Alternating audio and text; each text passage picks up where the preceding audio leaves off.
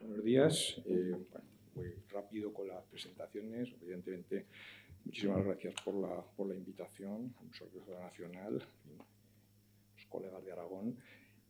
Muchas gracias al profesor Burillo por la invitación. En realidad, no es que yo no deje la celtiberia, es que ella no me deja a mí, y lo digo literal, porque yo desde hace ya años trabajo en el mundo del sureste, los proyectos los llevo allí y puntualmente los colegas piensan que por alguna razón pues puedo aportar algo, pero en fin, yo aporto lo que puedo, pero en realidad mis líneas ya no van por ahí. Cuando hemos hecho monografías importantes como la de los cascos, en fin, era pues porque evidentemente pues se planteó como un proyecto general, en fin, por parte de otros colegas.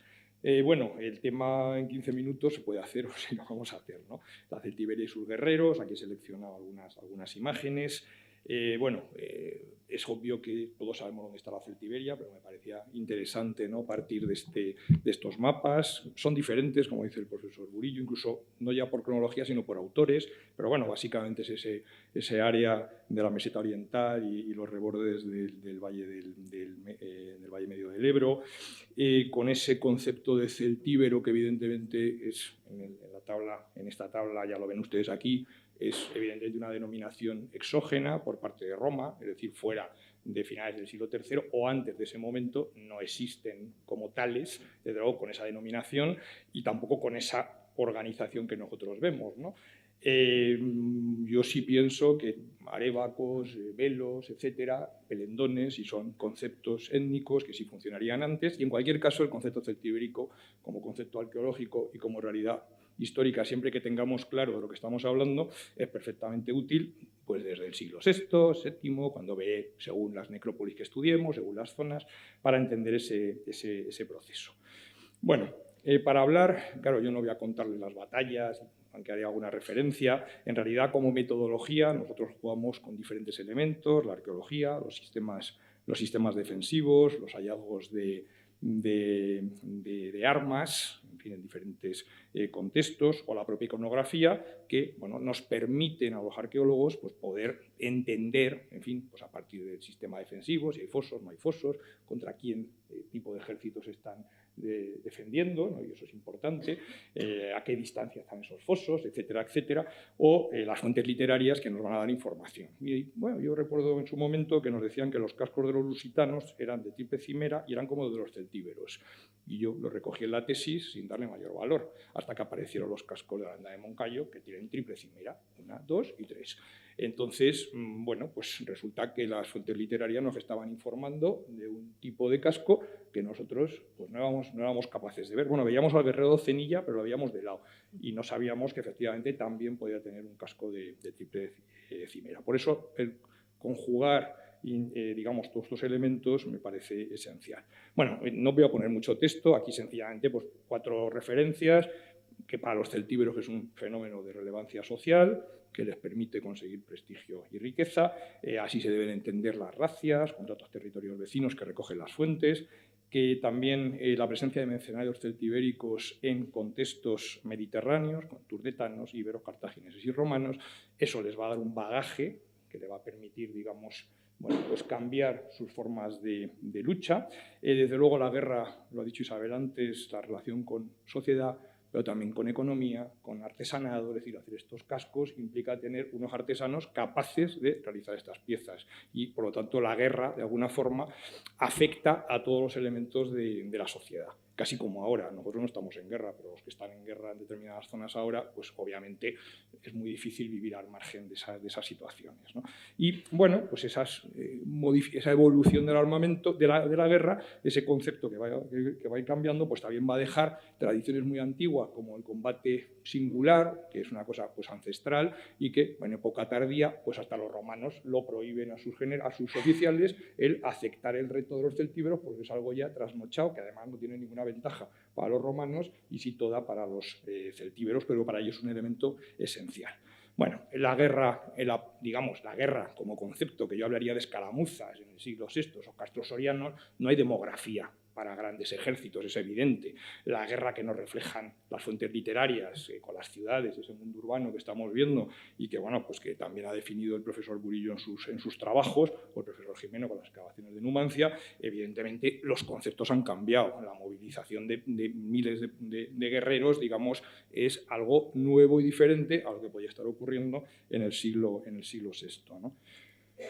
Bueno, aquí he seleccionado, en fin, algunos trabajos a nivel de monografía, pues, en fin, podemos citar, yo qué sé, pues María Elena Barri, que la ha visto antes por aquí, artículos puntuales sobre ese tema, profesor Grael, artículos puntuales sobre la coraza, además de las monografías que cito aquí. Es decir, hay muchos investigadores, por supuesto Juan Cabre, Encarnación Cabre, es decir, la lista de colegas que han trabajado sobre este tema es enorme y muy amplia.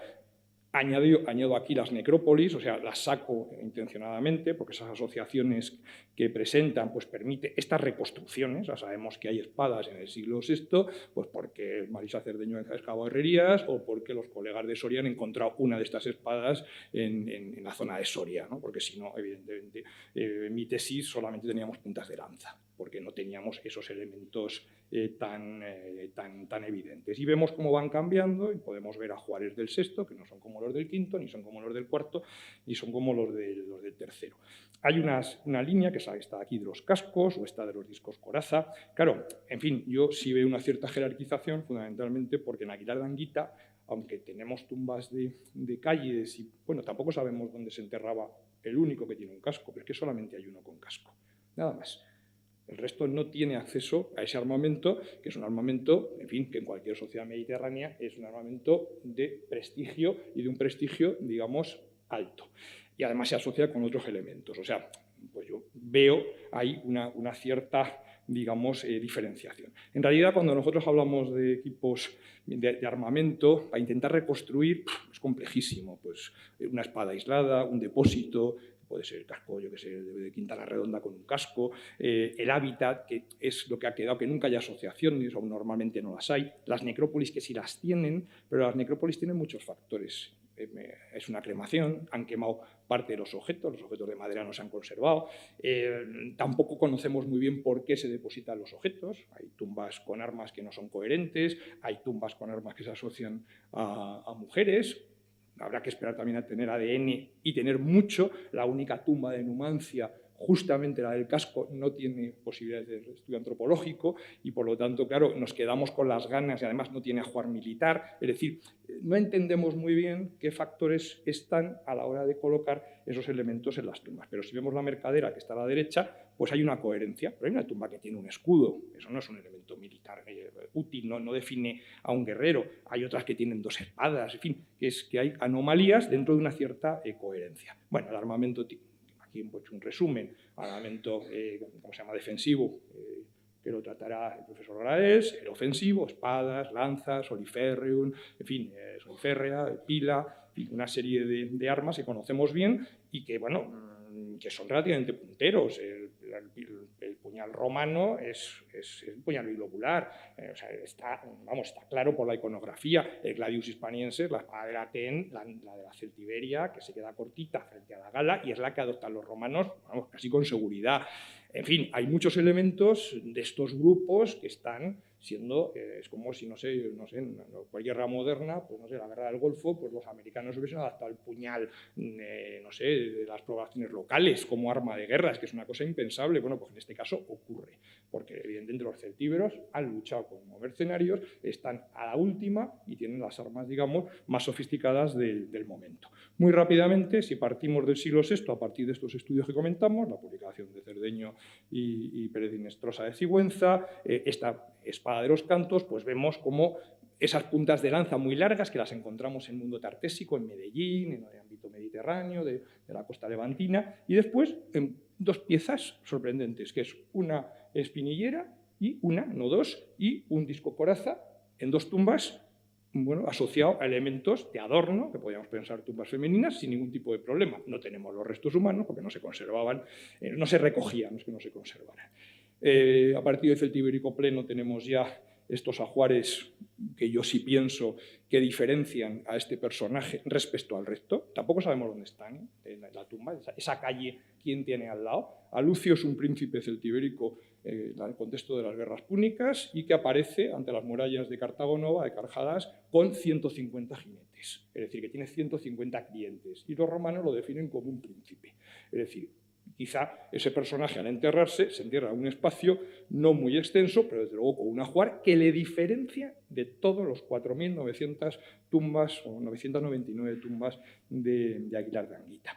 Bueno, aquí verán ustedes escudos, diferentes tipos, estas reconstrucciones las hicimos a partir de un libro que hemos publicado en Mind. Bueno, esto es para que vean a lo que nos dedicamos los arqueólogos cuando tenemos nada que hacer. Es decir, de repente en este museo aparece un montón de manillitas, en fin, el profesor Grael me dice, ¿por qué no haces algo con estas manillas? En fin, y yo pues me disfruté mucho y conseguí ver que las del quinto, sexto son diferentes a las del cuarto y que hay una evolución. Y además, como están muy bien conservadas, porque vienen de espolios, se pueden ver detalles que no se ven en las piezas que están en nuestros museos. Con lo cual, eso nos permite hacer una mirada, denunciar el expolio, este es el mismo expolio, va en el mismo contexto que los cascos, ¿no? Pero nos permite, estudiándolo desde la investigación científica, recuperar, digamos, esa información, denunciarla y al mismo tiempo poderla utilizar. Bueno, aquí tenemos armas ibéricas como este guerrero de la Alcudia con este escudo o la llegada de Almas de Latén con esta espada de tipo latén, con una decoración con dos animales fantásticos enfrentados,